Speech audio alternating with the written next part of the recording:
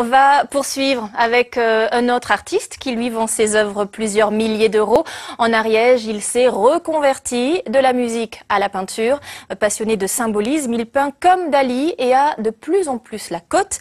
Rencontre au Moulis, signé Laurent Winsbach et Pascal Dussol.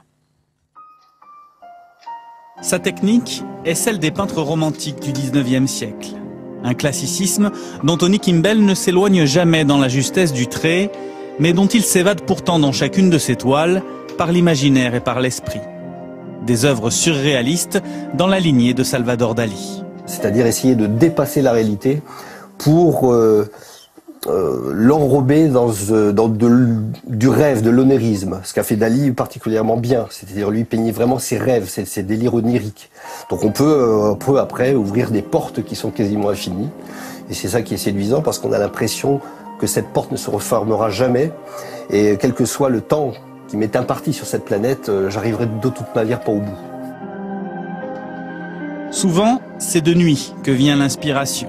Chaque toile est remplie de symboles et porteuse d'un message, à l'image de celle-ci, où le joyau qu'est la terre, né des mains du divin, est aujourd'hui bien malade.